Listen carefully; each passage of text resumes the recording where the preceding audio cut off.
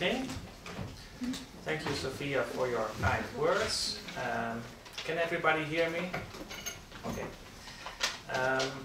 And thank you to your colleagues, because I've been here this week as part of a seminar we co-organized with Sophia and her colleagues, and it's been wonderful so far.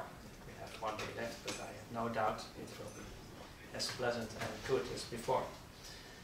Yes, I'm mostly known as a historian in Ukraine because of this book, which is a history of life and death in Ukraine under Nazi rule, in particular in the Rijkskommissariat. So that's the largest entity under civilian rule. I also published a book on Soviet propaganda during the Second World War. And indeed now I am writing a history of Babi Yar, the massacre of late September 1941, the killings thereafter, the post-war attempts to forget or to remember. I wish it were nearly finished, but there's always more to do, so I'm not announcing any completion date yet. So, here's a photograph of what is a gruesome detail from the Babi Yar Massacre, and that's what we're talking about, this kind of gruesome event. It's very paradoxical that historians of the Holocaust underline the significance of Babi Yar, but devote very little attention to it. This even applies to acknowledged historical standard works, such as those written by Saul Friedlander or Peter Longerich. And even if you take the survey of the Holocaust in the Soviet Union by Yitzhak Arad from Israel, you see that he has very little to say about Babi Yar. I think this meager state of research reflects a bigger trend. Although, of course, research on the Holocaust in the Soviet Union, according to its pre-1939 borders, has progressed. But still, we don't have enough solid studies of these lands. Now, there's another problem. The findings presented in German, Ukrainian, Russian, and English, they usually sit in isolation from each other. And if you look at what German scholars have been doing, they have established which Germans organized the massacre and how they made their crucial decisions. But otherwise, they have been able to address Babi Yar only tentatively, if at all. Looking at Ukrainian and Russian research, I find it still remarkably rare, and questions about Ukrainian involvement or about the immediate aftermath of the massacre, they are either shunned or prematurely declared as resolved. And moreover, it's only rare for these studies to employ materials in German. It seems that in Ukraine only a single person is doing it, Alexander Kruglov. I have now the privilege of working with him and with another colleague born in Kyiv, Andrei Umansky. Meanwhile, looking at North America and Israel, we see that research on the Babi Yar massacre itself is virtually non-existent. The very few studies in English, for instance, almost always focus on the post-war memory. Now, the question is, how was Babi Yar special in the Holocaust? Here we have a pre-war photo, probably taken by a German. In September 1941, for the first time in history, a metropolitan city in Europe lost almost all of its Jewish inhabitants to deliberate murder.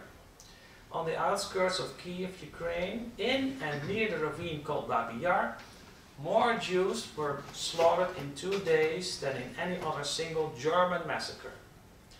Babi Yar symbolizes the mass shootings of Jews in the Holocaust, and as such is the counterpart to Auschwitz, symbol of the better-known stationary gas chambers. In this Eastern Holocaust, represented by Babi Yar, the vast majority of Jews were slain in mass shootings near their homes and within a short span of time. Days, weeks, or at most months. So because of its unprecedented speed and scale, the Babi Yar massacre is a milestone and a symbol of German criminality in the occupied Soviet Union, of humanity's capacity for genocide and extreme political violence, and of course a symbol of the Holocaust. So, How did it take place? When the German armed forces invaded the Soviet Union in June 1941, the population of the city of Kyiv stood at approximately 850,000 people. About a quarter of them registered as Jews.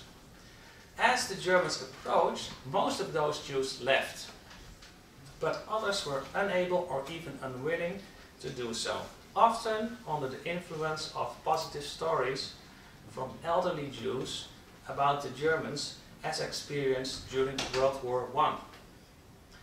When the German army, SS and police arrived in Kyiv on or shortly after September 19, 1941, they already had plans for harsh measures against the city's Jews. An advanced unit of Sonderkommando 4A, part of Einsatzgruppe C, arrived that day and immediately benefited from assistance from the German military. The German military was responsible for scenes like this. The 29th Army Corps created camps for Jews and put Jewish men to forced labor. On September 24th, Soviet bombs exploded in the city center and ignited a large fire and killed 200 Germans. Now mass arrests of communists, NKVD agents, and in particular Jews began. And then Sonderkommando 4A and the military authorities, including Walter von Reichenau, commander of the 6th Army, made a decision that was without precedent: to murder all of Kyiv's Jews at one single stroke.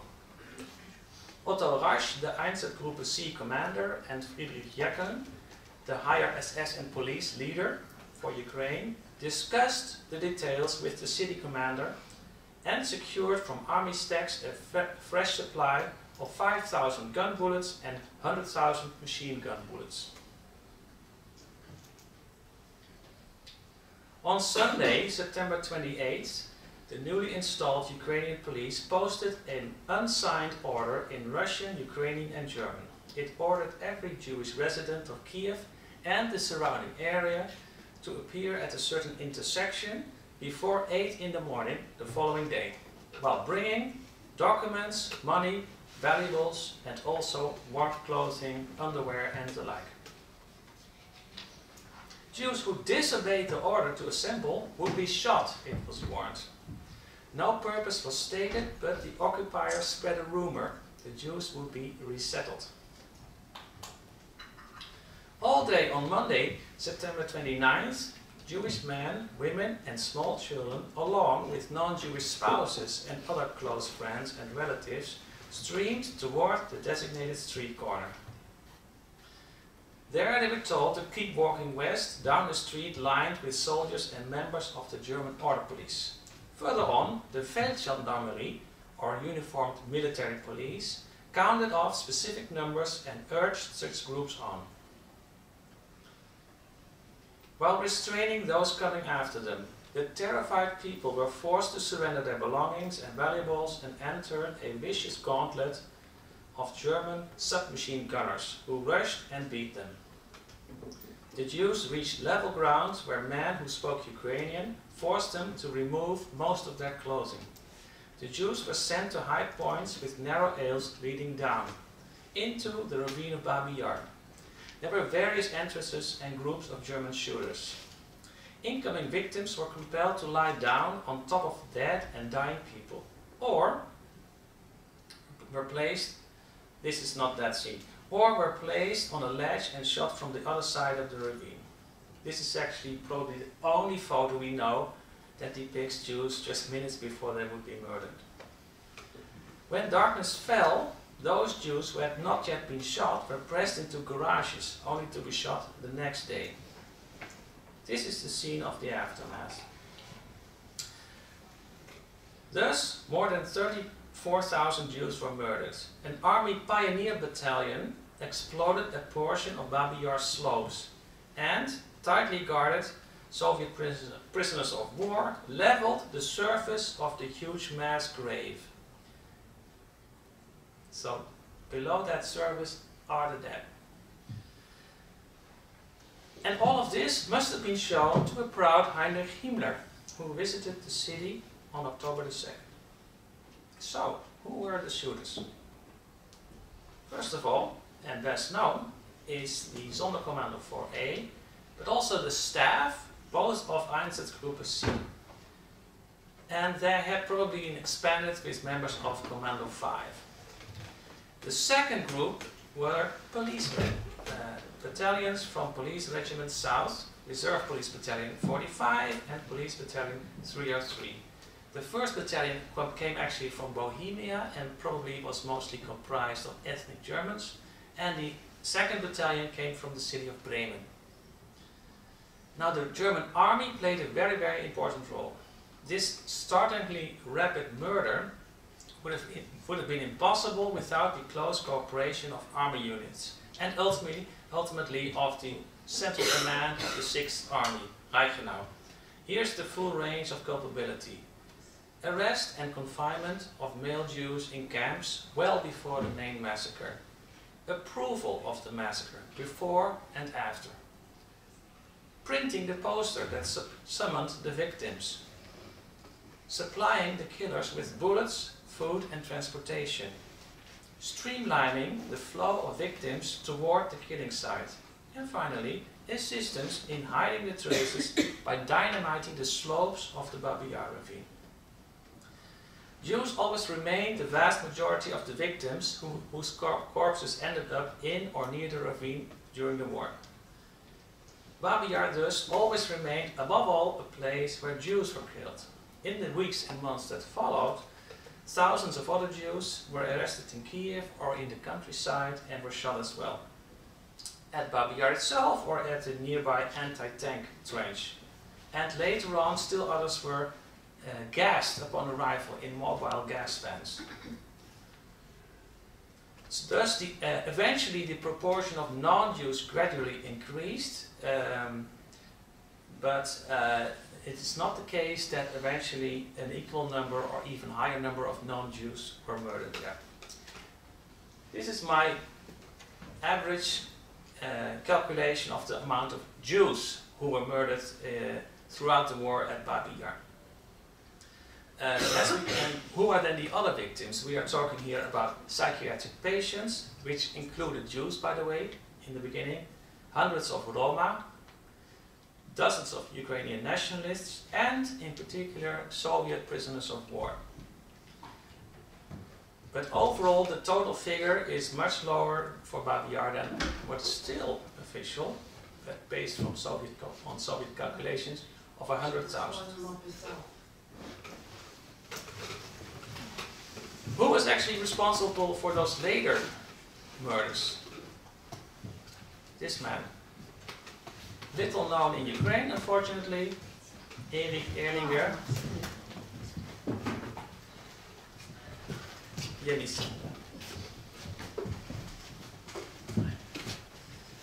Erich Erlinger. Here are photos taken after his arrest. This is the man who ordered newcoming Germans who arrived to work with him at the office of the police and told them, you must go and shoot as well. So he put some people in, turned certain Germans into killers for the first time. It was an obligation. Now there are a couple of urgent questions that we still don't have good answers for. I'm just giving a couple. One concerns the responses of Jews themselves before the massacre and immediately after it. Of course, we have to ask, when this poster appeared, how did the Jews and those around them respond? It said, the Jews would be shot for not showing up. But what did they think that was awaiting them? It was widely known in the city that Jews that had been arrested earlier never returned. And there was news of earlier massacres. But then the question arises, what about September 30th, the second day, right? Still Jews arrived there. So this has to be explored much further, mostly on the basis of survivor testimony and testimonies of witnesses. A second large question is the what I call entanglement and a word that I don't generally like, collaboration of non-Jewish Ukrainians. Looking at the new Ukrainian police, for instance, we see that one of its earliest public orders was a death threat to apartment block custodians. If they did not report inhabitants who were Jewish or NKVD officers or Communist Party members, they would be severely punished.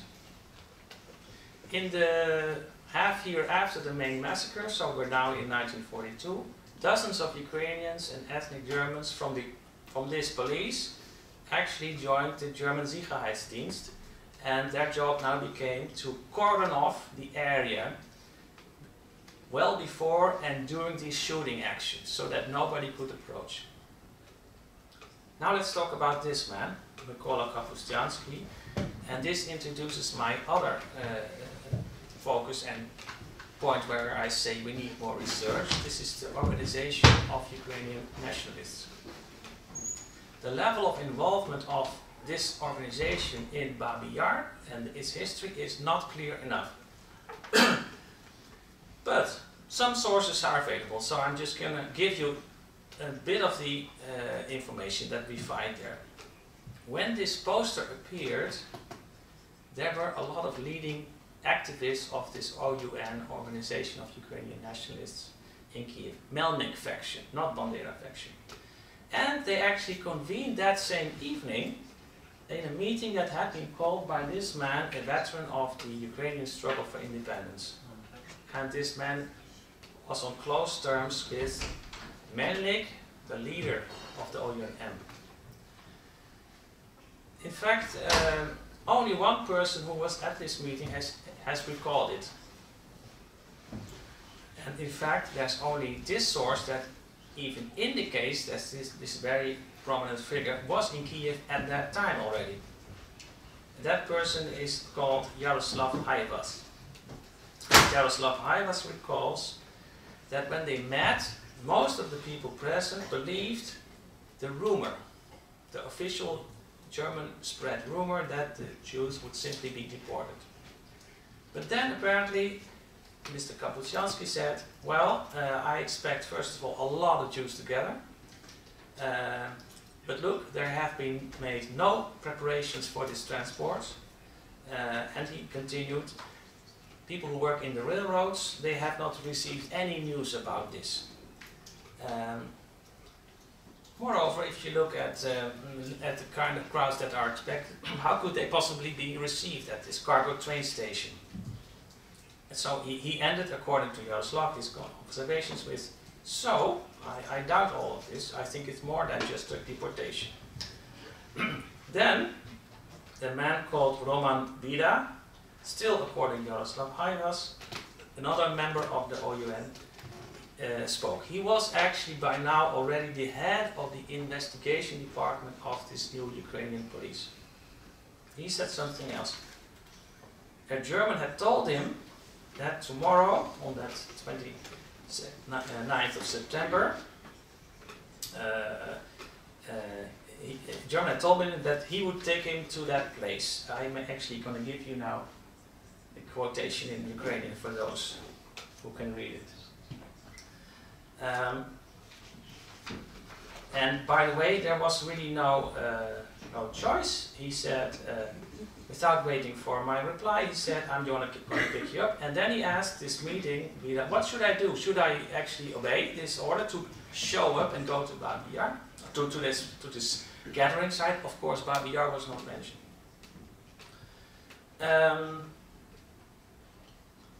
And after a short discussion, according to Haivas, all said, you should go and report in the evening to us again what happened.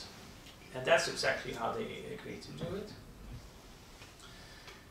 Okay, so in the evening they met. Not everybody showed up, and there this Bida said, he told quite a bit about the horrors, no further details given. And he said the Germans had ordered him to guard the site where the things dropped by or stripped from the Jews had been thrown. That's all. We don't get more information. But what we get out of this is a clear indicator from one of the activists who survived the war, that they actually were in Kyiv, talked about what is this going to be, and one of them agreed to go there and reported back on it.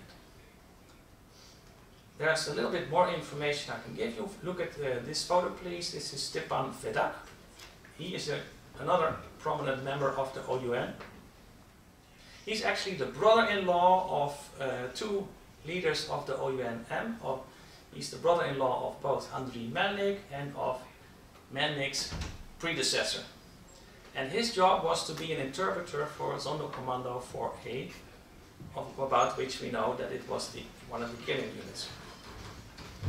And one of his fellow interpreters was an ethnic German from Galicia called Johannes Medina. And he was questioned, this Medina, by German investigators in 1966.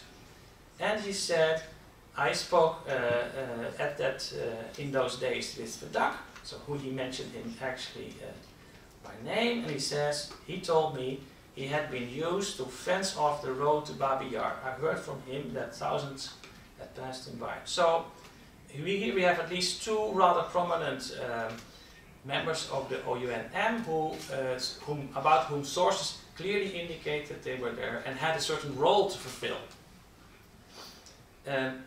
We talk mostly about this man actually when this issue is addressed, namely the Romanian Battalion. What was this battalion? These were thousands of OUN members who had left Bukovina in August 1941 for Kyiv. And the issue is, when did it actually arrive? And the near consensus in Ukrainian writings about this seems to be that they arrived rather later than this massacre. For instance, Vitaly Nachmanovich from Kyiv says that there is no doubt that the men and women, by the way, of this battalion were not in Kyiv during this massacre. And therefore they could not have been involved in any way. Serhiy Kot, also of Kyiv, puts it slightly differently. He says the main part had not arrived. But meanwhile, if you actually read carefully the writings of Ukrainian emigres, they are often in memoirs that nobody ever sees or finds. What they do is the following. They remember the presence in nearby Zhytomyr, of thousands of nationalists in the beginning of September. They also remember that as soon as Kyiv was liberated, that's the word, liberated from the Bolsheviks, everybody wanted to go there. They could not be stopped. And some veterans of this unit themselves have recalled that they actually arrived while Kyiv was on fire because of these Soviet bombs. And finally, a survivor, a Jewish survivor, has recalled seeing this battalion in the city center late in September. Let's quote this now, because I know you want evidence. Here is Petrov recalling in two separate memoirs that he arrived immediately after its liberation from the Bolsheviks, that at that time the Khreshchatyk was burning. Those are very clear indicators. And at the time of his writing, he reported this with pride. He was proud to report he was such an active member of the OUN that he managed to bring all these people to Kyiv almost immediately. Another testimony on this is a man called Konstantin Smolsky.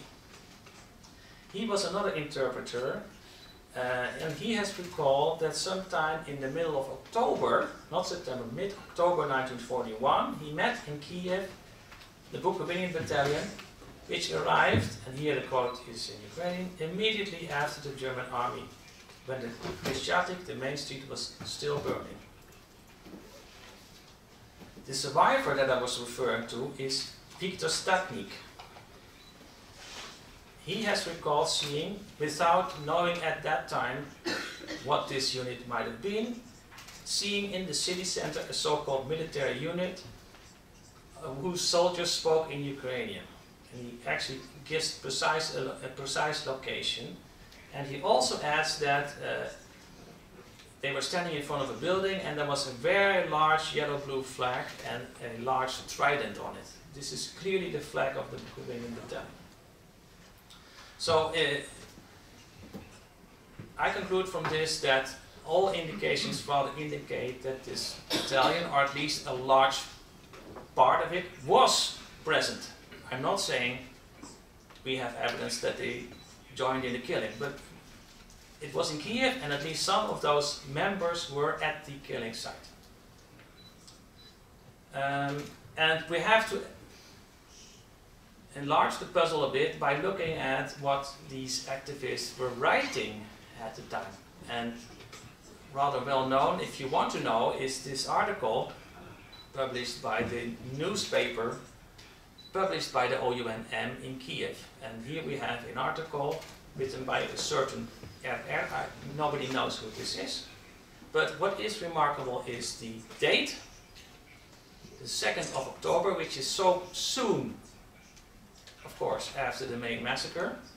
And even more remarkable is the contents. The title says, the biggest enemy of the people is the Kyiv, the Žid in Ukrainian. In this case,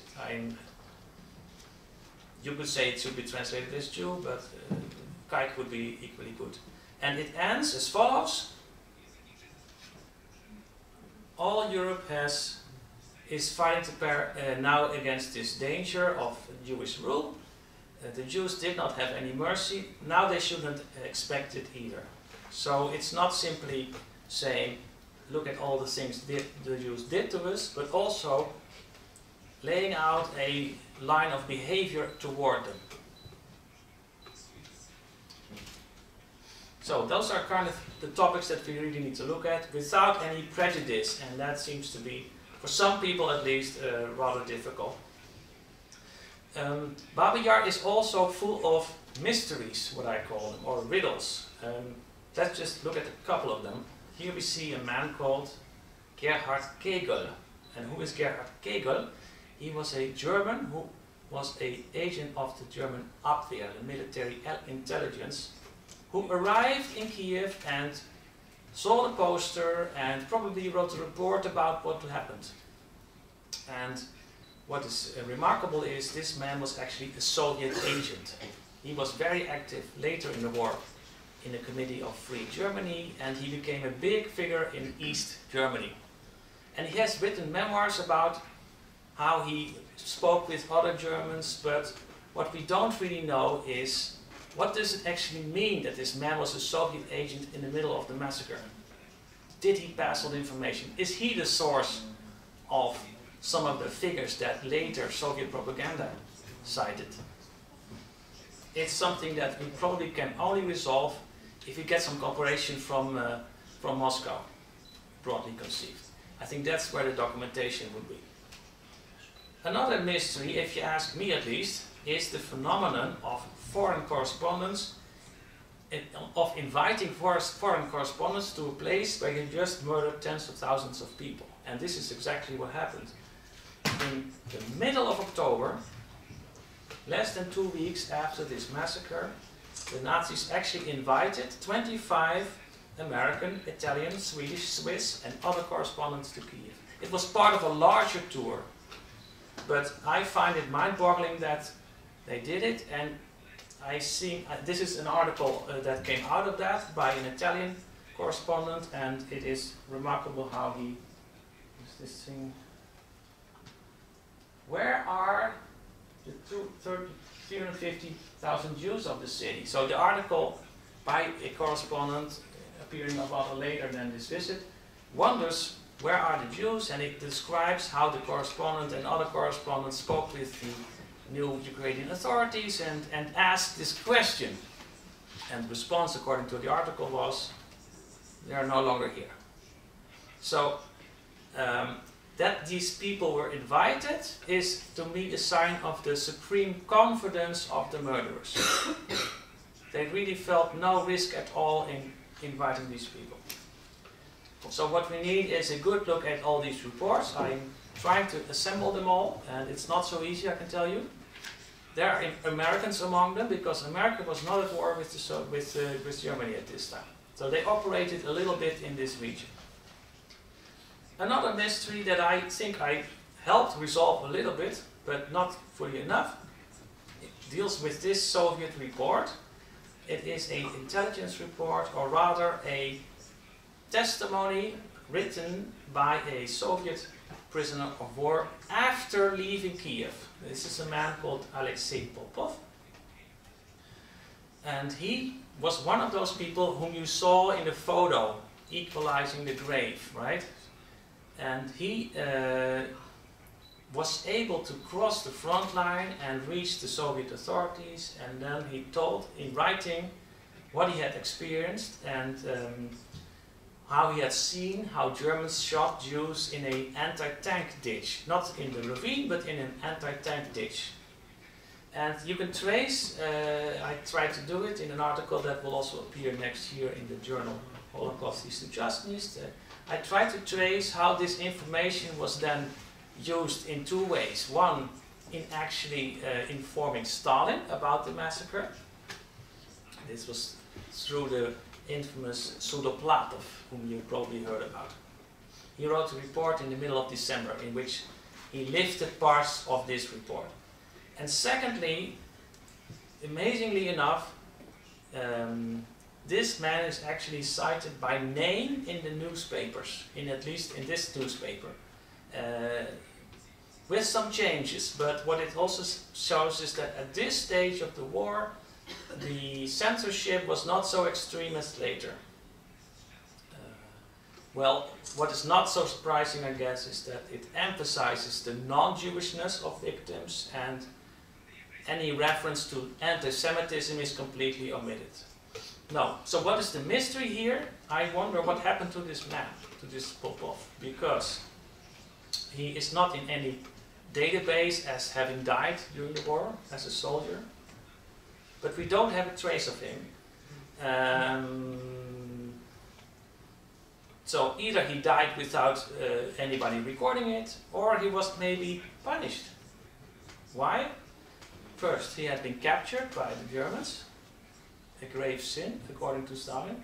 Secondly, he had destroyed his party membership card.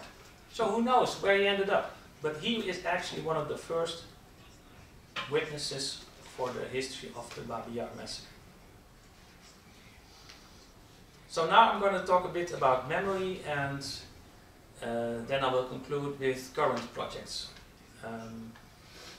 This is what Babi Yar looked like when the Germans had left. It's different from pre-war photos in that the bottom is certainly much higher, so you can almost feel that there are a lot of corpses in there. First to note is a lack of justice. Looking at the Wehrmacht, for instance, the German army, none of its members ever faced a judge for contributing to this massacre. In some cases it was simply bad luck. The city commander, who had been so closely involved, Eberhard, he killed himself in 1946, I believe, 47. And the general that we talked about, von Reichenau of the 6th Army, had already died in 1942. Looking at the actual murderers, the vast majority was not punished at all. In the city of Darmstadt in Germany, there were only 8 members of Sonderkommando 4A charged and were sent to prison for aiding and abetting murder. Looking at these police battalions, it's an equally dismaying picture. Only 3 members, veterans of Police Battalion 45, were tried in 1971. But only a company commander was judged to be fit to continue to stand trial, and he was sentenced. Looking at Battalion 303, it was investigated for 15 years, but only a few among this endless row of witnesses and veterans whom you can now read in these documents were charged, and none were convicted, not even the former commander. The former commander of the Police Regiment South, which coordinated these battalions, René Rosenbauer, was investigated as well, but he was declared unfit to stand trial. His boss, Friedrich Jecken, he was actually hanged in Soviet Riga for crimes committed in the Baltics. Thinking about Erich Erlinger, this man who coordinated the shootings in Kyiv in 1942 and 1943. In 1961 he was sentenced to 12 years, but this verdict was overturned on appeal and he remained at large and he died as recently as 2004, a free man. Now let's talk a bit about the memory debate in Ukraine, and this photo helps explain something. I will get to you about what it is. First of all, we should note that the Soviet authorities were both unwilling and unable to create a commemorative space that was really respectful of the dead. Babi Yar was considered to be the principal symbol of fascist killings, not only of Jews but also of non-Jews. And at the same time, the Soviet officials attempted to ignore the site itself. In that sense, Babi Yar became like the Lethe, the river of oblivion in the ancient Greek underworld. The authorities obliterated Babi Yar by filling up and leveling the ravine. So here we see this process in action. They pumped in mud and waste from nearby factories so as to fill it up. This actually created a huge accident because in 1961 one of the dams holding back this mud collapsed and everything flooded out and it killed a lot of people. The so-called Koronivka tragedy, this is often called. By the way, flooding out as well a lot of these human remains, because the Nazis had ordered the bodies to be burned, but not all of them had been really burned. The Soviet authorities banned Jewish commemorations, then they faced immense pressure from both activists and foreign visitors, and finally in 1976 they relented and unveiled a monument. But this monument, you must know what it looks like. It was mute regarding the identity of the Jewish victims. So what explains this Soviet policy of oblivion? I think it's a combination of anti-Semitism, to be honest, and pre-war terror, the pre-war Stalinist terror. This terror influenced the Soviet stance in both subtle and unsubtle ways. Think about this for a moment. The NKVD in Kyiv before the war had shot a priest then. His son, Alexei Glagoliev, also a priest, rescued Jews during the Nazi occupation. An NKVD officer chaired the official Soviet-Ukrainian investigation into Babi Yar. This man had been one of the killers under Stalin. He might even have been the one who had shot the father of this Alexei Glagoliev who had rescued Jews. What is a constant, by the way, is that Kyivans, the people living in Kyiv, have generally and continuously thought of this place as a place of Jewish dead. At the time of this mudslide, for instance, there was talk, both among Jews and non-Jews, that this terrible event was perhaps some kind of metaphysical revenge for the treatment of this place or for this murder. For this, and also maybe for this Soviet policy to level and obliterate these mass graves. And this sentiment also was quite strong in the Communist Party. Communist Party officials also, despite the official rhetoric that Jews were just like anybody else, peaceful Soviet citizens, they also thought of Babi Yar as a Jewish site. For instance, when Anatoly Kuznetsov wrote his magnificent book on Babi Yar, he heard one of those officials tell him, "What Babi Yar are you talking about? Where they shot the kikes? Who said we had to put up a memorial to some lousy kikes?" The British historian Edward Crankshaw visited Kyiv in 1955 and he heard something similar from the local director of Intourist, the travel agency. This was after he asked to be shown Babi Yar. At first this official pretended he had never even heard of it, but when Crankshaw insisted on being shown this place, the response became as follows. Why do you want to go look at a bunch of dead Jews? If you're so interested in Jews, you will see more than enough of them in the streets. Babi Yar today. Today we have a very complicated situation because without much of central direction, we now have a lot of monuments in this place, which is now fully encapsulated by the city, which has moved further than it. What you see on the left, all these buildings and houses, they were mostly new, and they built after the war, including this road.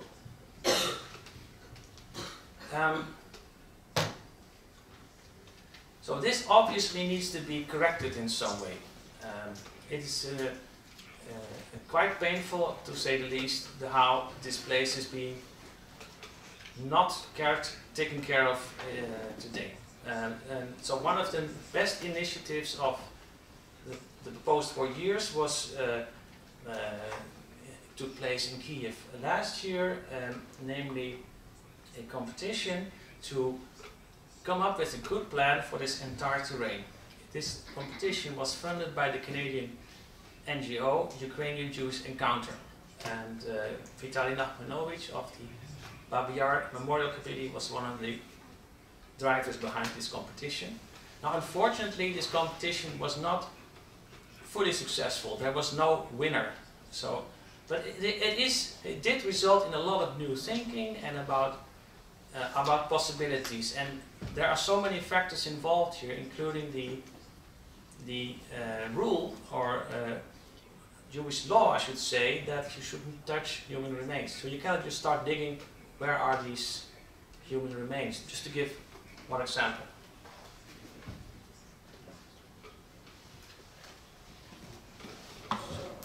I've myself for a year now become involved as one of the historians in the development of the concept for a new memorial center. That is a great privilege, I feel. This idea is funded by 4 wealthy Jewish citizens of Ukraine, such as Viktor Pinchuk.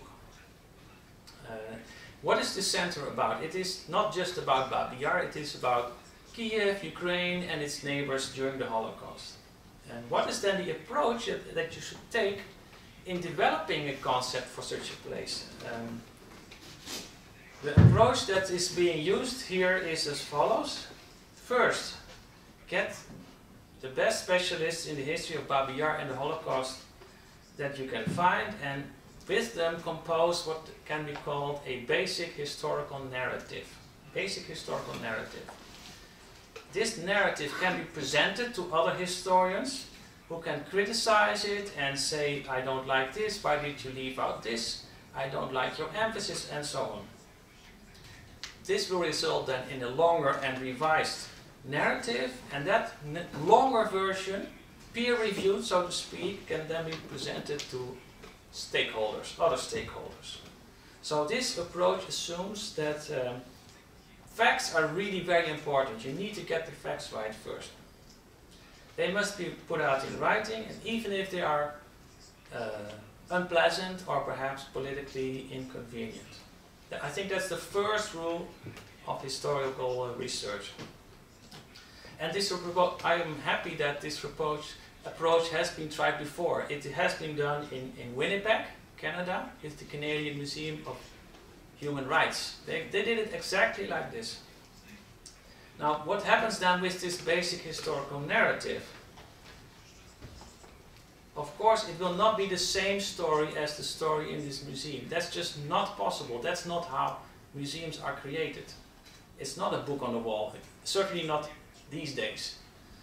So, like with any museum, very hard choices will have to be made by the curators, by the designers, in conversation with the historians.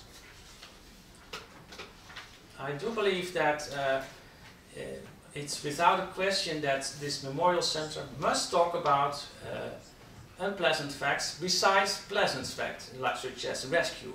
But unpleasant facts, they belong in museums about the Holocaust. So one of these unpleasant facts is the involvement of Ukrainians in the Holocaust. I hope that it's a bit of a consolation to people in Ukraine that none of the countries where Jews were living during the Holocaust came out looking good. There is no country where Jews lived during the Holocaust where people now say, oh, look at how well we operated during this Holocaust. It just does not exist. And that's exactly why one of the reasons why, one reason is of course we need to honor the victims, but the second reason is we want to remember this Holocaust because it helps in our thinking about good and evil, about the capacities of humans to be good and be evil. And my first rule, as I said, for both researchers and for educators is to get the history right. This accurate record is what the victims would have wanted, I believe. And there can be political gain from that. I really strongly believe that if you face your troublesome past honestly, you can create a lot of goodwill. A lot of goodwill. But I will also say that there is criticism of this project, including criticism by Jewish Ukrainians. So let's look at that a little bit, and that will then be the end of my presentation. I've actually recently responded to that in writing, and here I have a few of them in Ukrainian. So I'll just quickly say, what is this? What are these criticisms? We don't have enough facts. It's too soon. This has been one of the criticisms. I disagree. Of course, I started my talk by saying there's not so much research, but nevertheless, it's the basis for an exposition is there. Another criticism is that whatever you historians will be saying, these donors, those billionaires will decide and they will just mess up whatever you came up with. A third criticism is the name, Babi Yar Holocaust Memorial Center.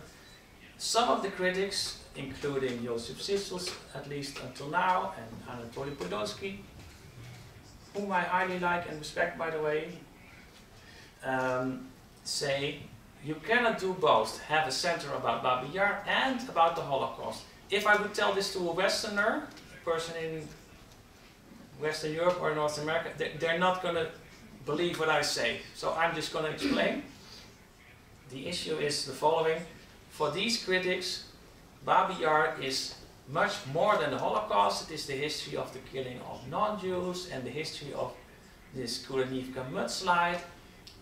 It cannot be associated in this way and as fully in this way with the Holocaust. That is a distortion. Another criticism, and I'm going to the next slide, is you should really make this a museum about the Holocaust in Ukraine alone, because it was such a special Holocaust there. It's so much different than what happened with the Jews of, say, Russia. I disagree with that. The way the Holocaust unfolded in Ukraine was also very different, and I'm not telling much news, certainly in this center. Look at what happened in Western Ukraine with the deportations as well. And there is a rather big difference looking at the Holocaust in Western Ukraine and looking at the Holocaust in Central and Eastern Ukraine. But also a more political fear, namely this narrative will be nostalgic for the Soviet Union. It will help people become more favorable toward Russia, and it will actually undermine the prestige of Ukraine.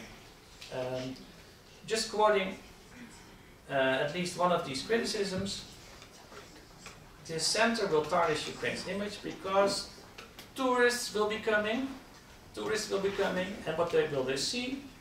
Ukrainian collaborators annihilated the Jews. So that's really bad for us. And finally, and I feel a little bit sympathetic with that, of course. I'm the foreigner here. I'm supposedly implementing a foreign plan, but this is the thing. We need a Ukrainian interpretation, and this interpretation, the critics say, can only emerge from within Ukraine. So I respond to that by saying we have quite a few Ukrainian specialists involved, including Alexander Kruglov, and the number is growing. I can also say that this controversy is actually not so Ukrainian. It's not even post-colonial. If you look, for instance, at France, there too there was a lot of infighting, if that's the right word, between Jews about how do you commemorate the Holocaust. For instance, in the 70s, you couldn't see on television a documentary called The Sorrow and the Pity. You couldn't see it because a leading and very famous survivor of the Holocaust, Simone Weil, was totally against it. It would only stir up concern and discord in France. So that sort of resembles parts of the criticism. I do hope that it will be possible for all sides in this issue to formulate a working relationship. Thank you for your attention.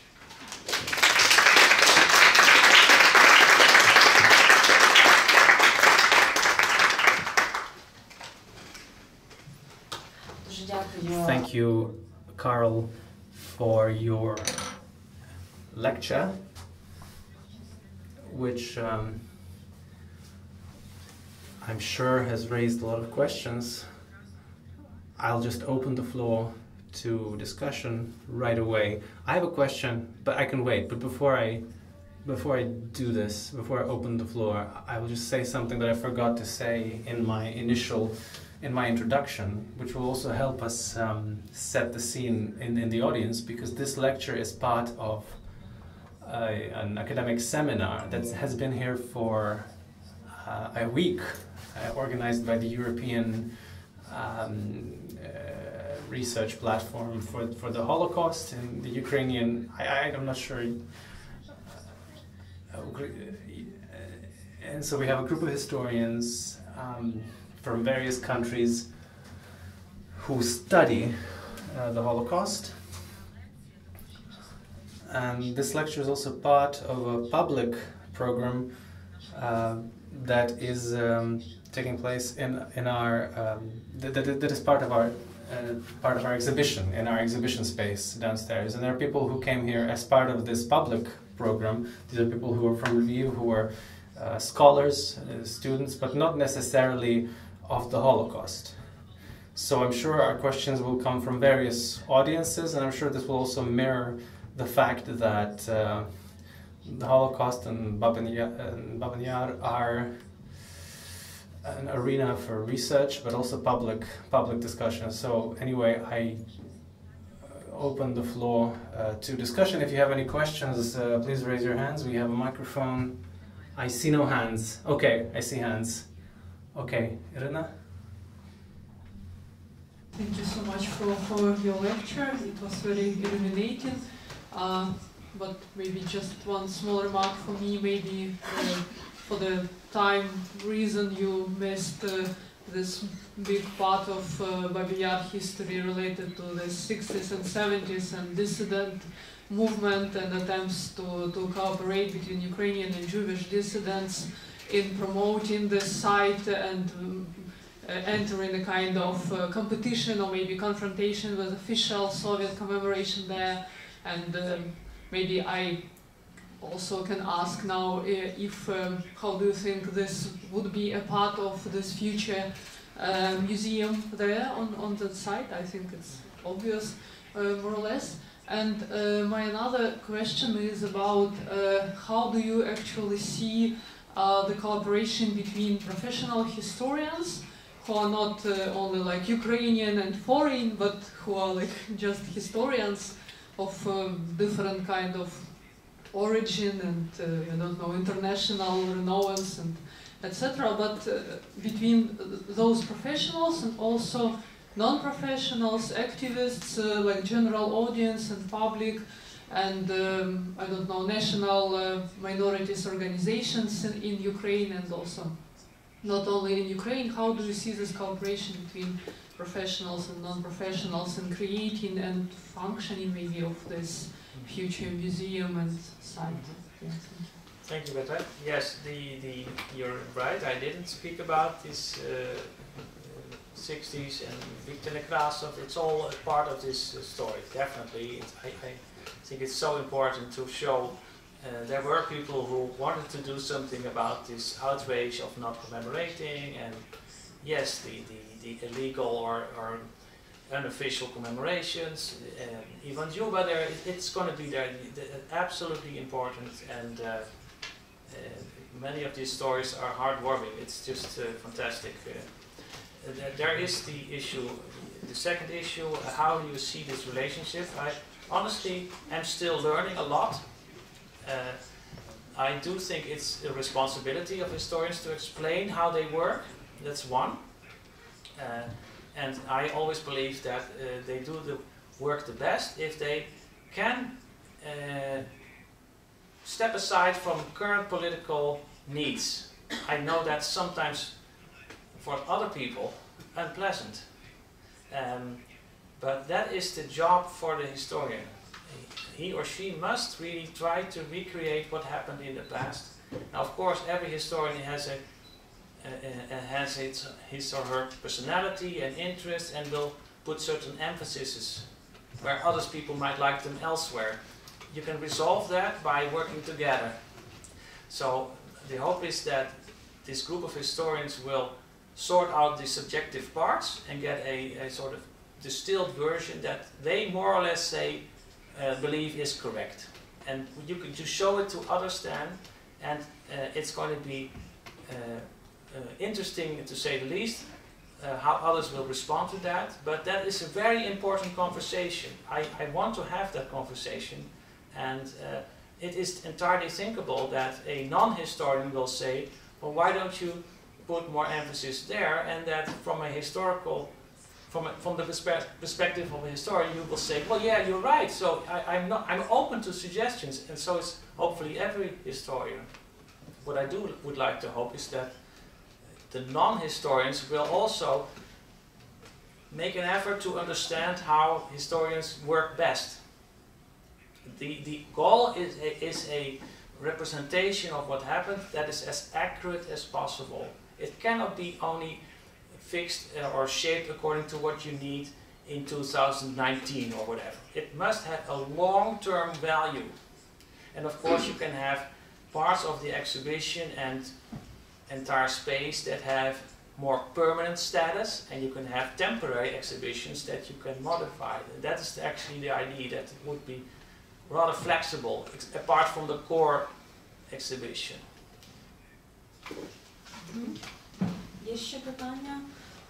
Це майже родинно передаволодення. Але то я тоді, тобто Володя, Ірина і... Я теж. Добре.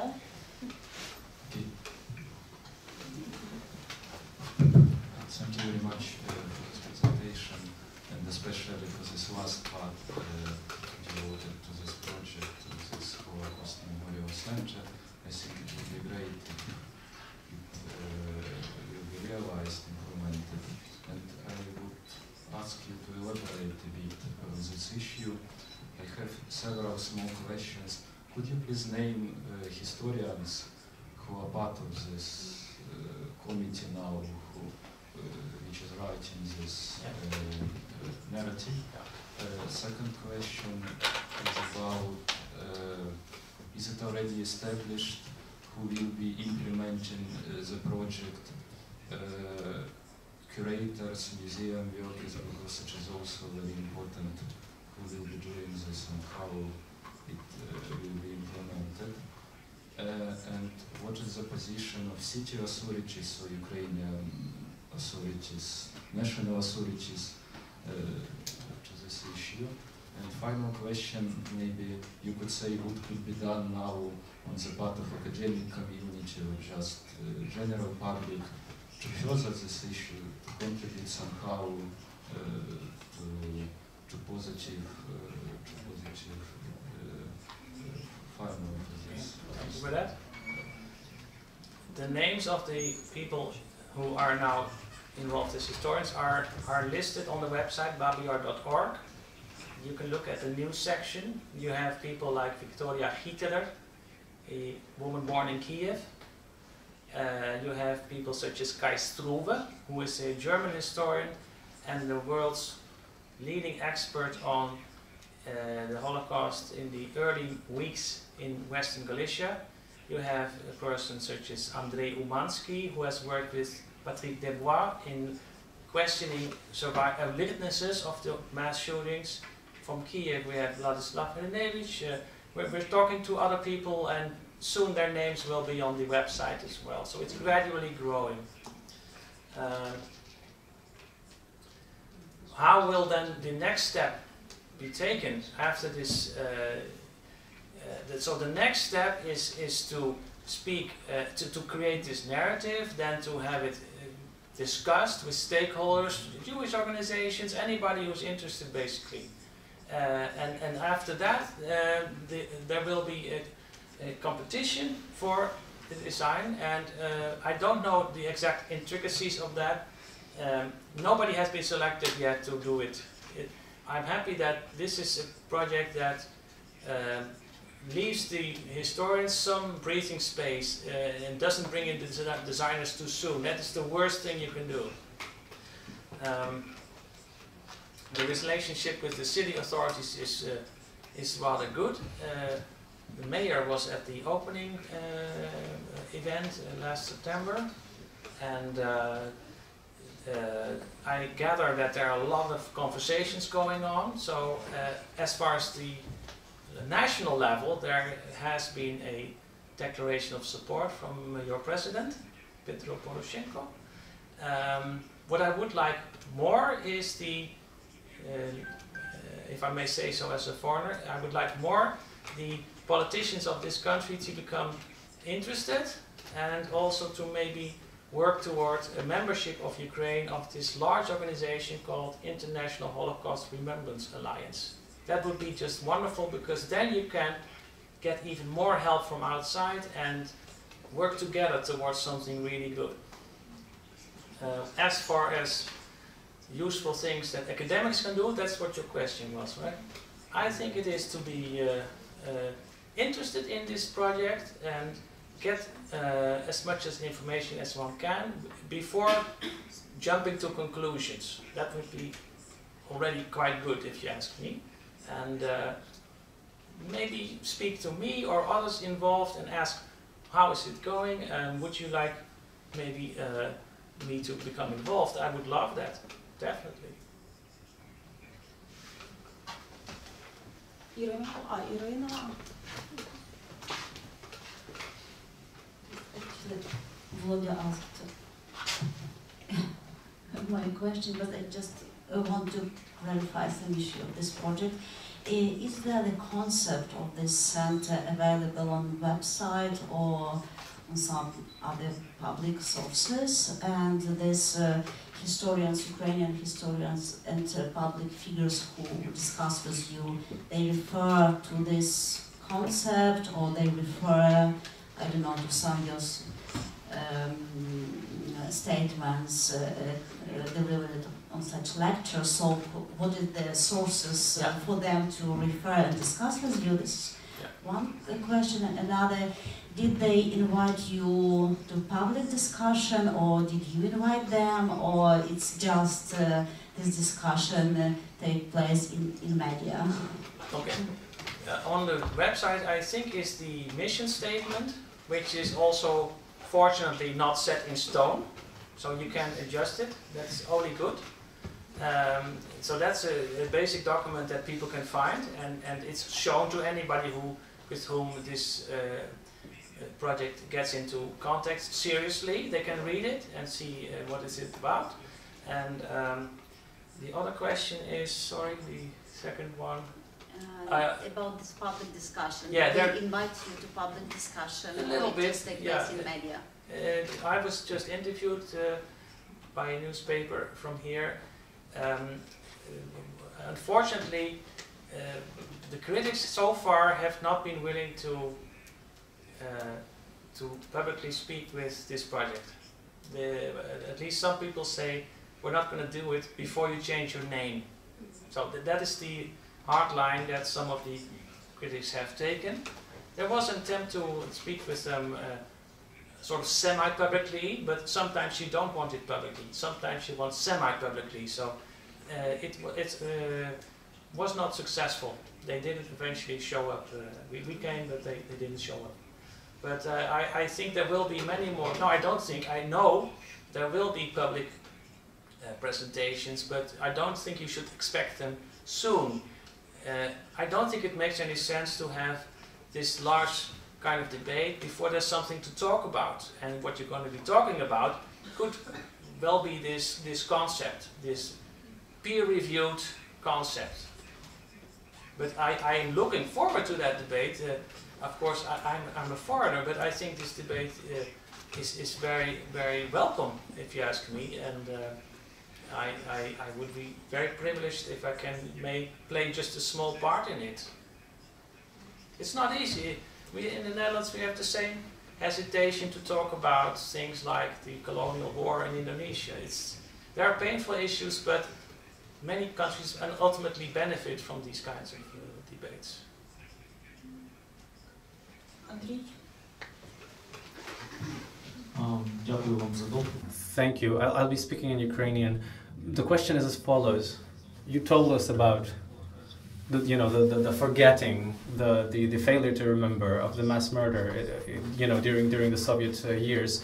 But when most recently I was in Babyn Yar in May, the situation is slightly different. There's a lot of various markers of various victims, and they're essentially in competition of these different monuments. And so just one monument, for example, which you probably know, the cross to the O&M, where you can see the inscriptions about people who participated in the Holocaust. Right, you mentioned Roman Bida, but there's also testimony that he participated, at least in the extortion, also Bahazi, in the robbery of Jewish property, right, who also participated in the stealing, in the burglary, and apparently was also present during the mass victims. So what are you going to do with this competing narrative, with this competing memory?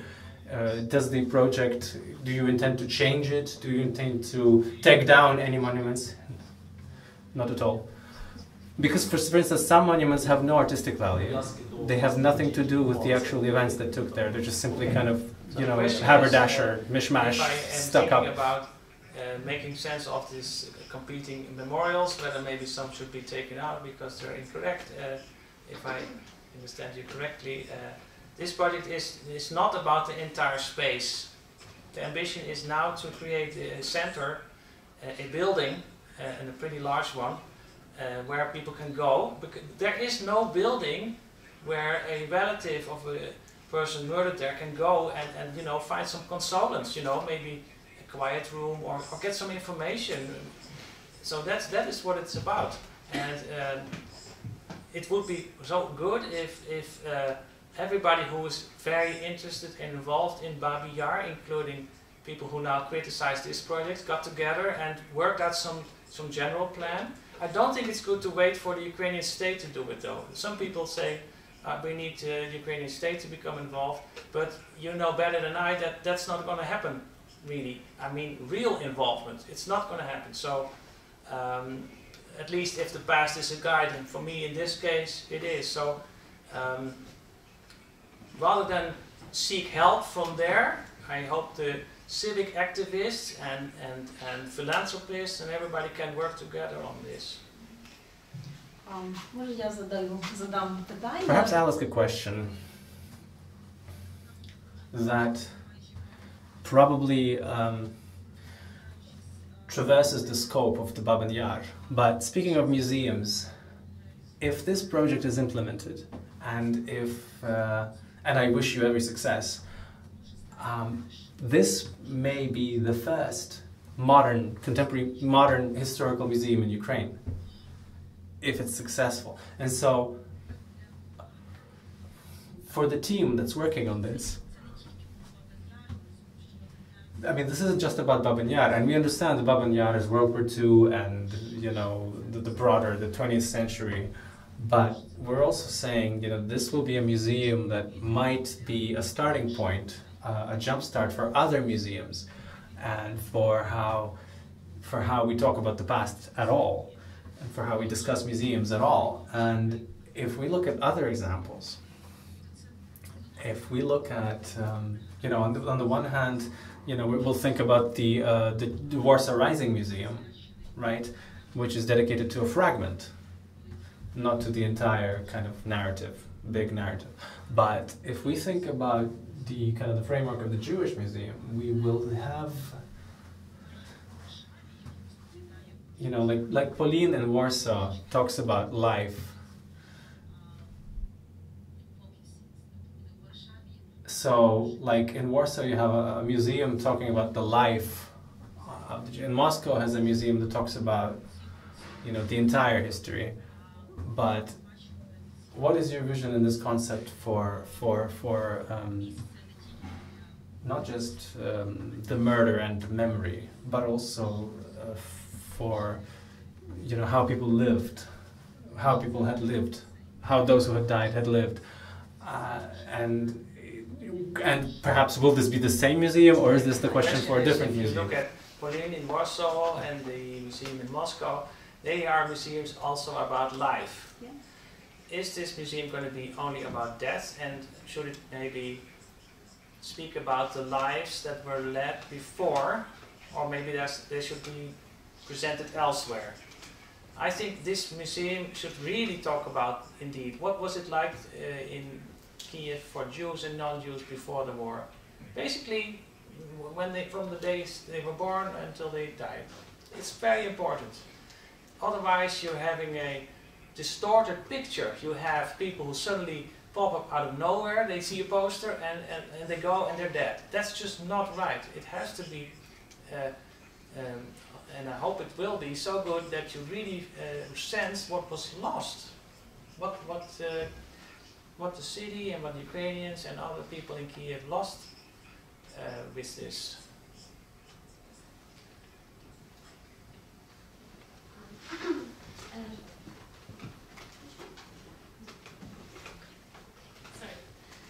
So you spoke about different critics and stakeholders, but in this situation I cannot help but asking about a certain actor that is very active in Ukrainian memory politics field and that also has been involved in the redesigning of Babi Yar space, namely the Institute of National Memory.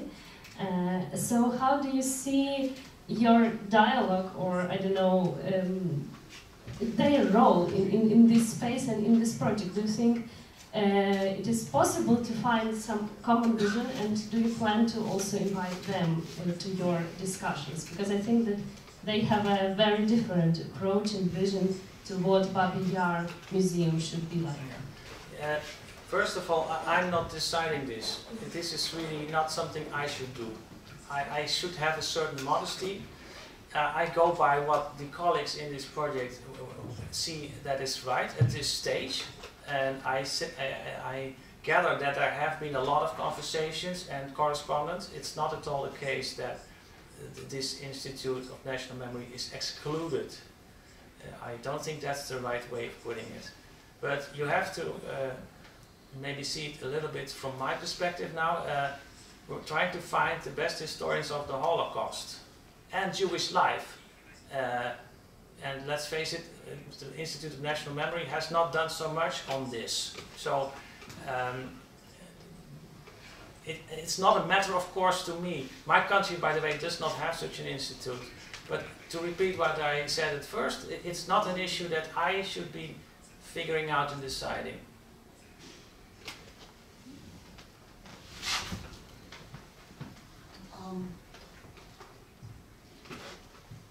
Це на саме кінець. Це наш ритуал. Це завершальний. Шановний друг, чи я знаю, лектор. Dear sir, I am very pleased that you as a citizen of a different country are present here, and perhaps you can be more objective. I wish to say that it seems to me that commemorating or creating such a memorial, as I read in the papers that, you know, hundreds of thousands of dollars. This is very high sums of money, and I don't think anybody needs it at such a scale, first of all. Secondly, I want to tell you that today is Rosh Hashanah. Today is the Jewish New Year, 5778, on which I wish you many happy returns. So in the synagogues today, the Torah was read, and the Torah states that when Sarah, Abraham's wife, Sarah, had a baby, had a child, she said,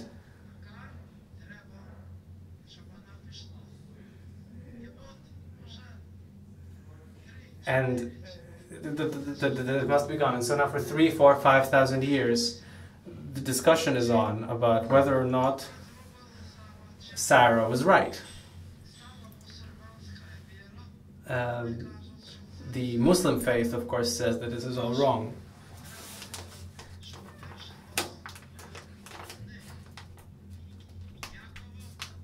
Of course, not Jacob should have been the firstborn, but the son of Agar should have had the primogenitor.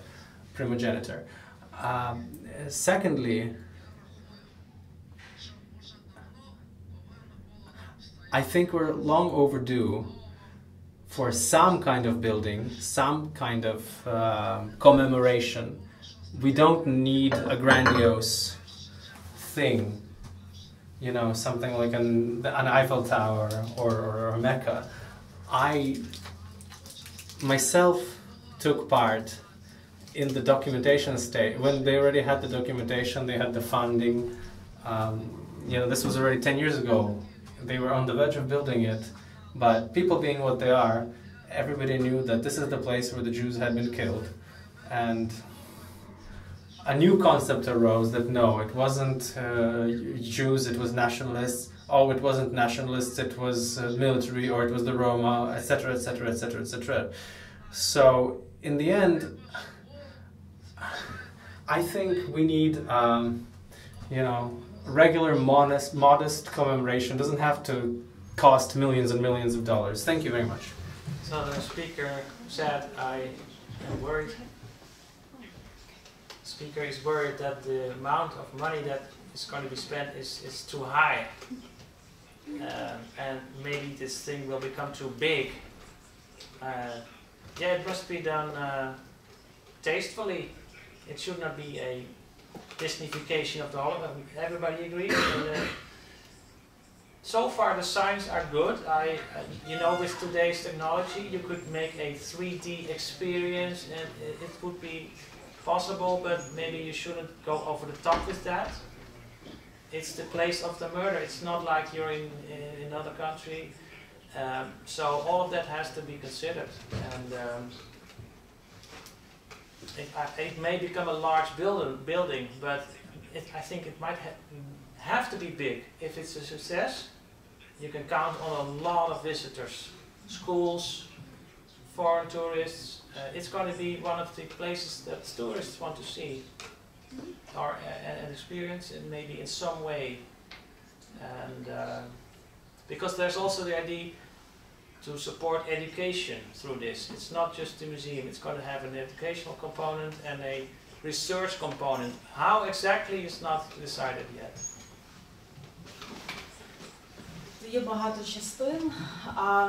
Well, there are many parts and it's a process, and it's a very difficult project. I'm very grateful to you all for being here, and that we've all learned more about this project. I'm sure we'll be watching it with for the at least next 2 years, and I can only join in the happy wishes from Mr. Dorfman and the seminar group who will have the opportunity to visit Hesed Aryeh tomorrow and meet other members of the Jewish organizations and perhaps celebrate Rosh Hashanah. Today we're very grateful to Karel Berkhoff for his speech, for his lecture, for answering our questions, and for organizing this seminar in Lviv and becoming an author of one of the authors of the text for our exhibition. Again, those of you who haven't seen it, you're invited. The next event is happening in Friday. That's tomorrow. That's tomorrow as part of the PEN Congress, and that will have to do with literature and forestalling evil. Thank you, Karel. Thank you to those who were with us, and have a pleasant evening.